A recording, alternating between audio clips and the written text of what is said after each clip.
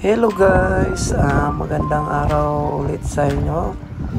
For today's video guys, mayroon na naman akong ipakita sa inyo na ibang barko. Ayan guys, nakita nyo yung barko na yan guys, na nasa malayo pa. Container vessel siya guys. Medyo malaki talaga to guys, kasi kahit malayo siya, kitang kita na siya. Dito lang kasi kami nakatali guys sa kabila, so hindi ko siya makunan ng malapitan. Hanggang ganito lang tayo guys. Kahit anong zoom ko guys, hindi na maabot ng cellphone ko. Tingnan natin guys kung anong company ito. Anong shipping company.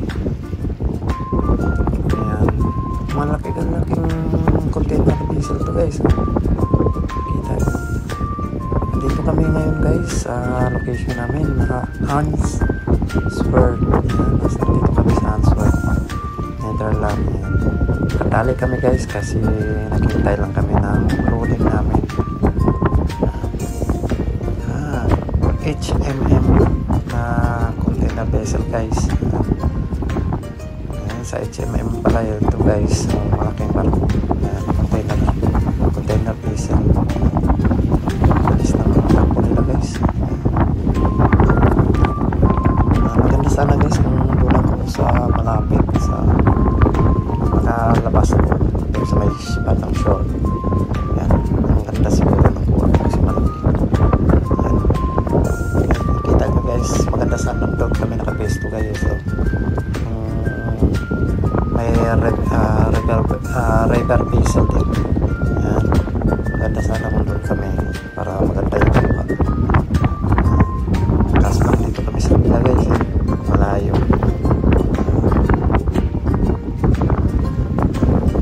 Bilis na guys, marami na sila nalagpas dyan kasi itong area nito guys, pasok ng lock. So dito kami sa labas ng lock nag-standby para kung tatawag yung refinery guys na maglo-loading na kami, so madali lang kami makaalis.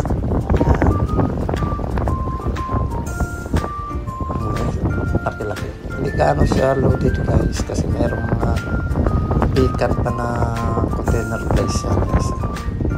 Papunta yan sila guys ng Antwerp. Doon din yan sila mag-discharging at mag-loading. Ganyan naman talaga yung container vessel guys. Pagdating ng Puerto, mag-discharging at mayroon din i-load nila for the export.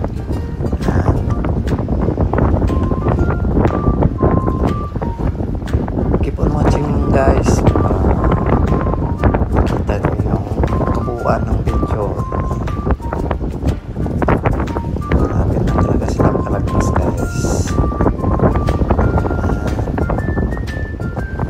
Medyo mahangin yung lugar na napulon na ako guys sa lugar na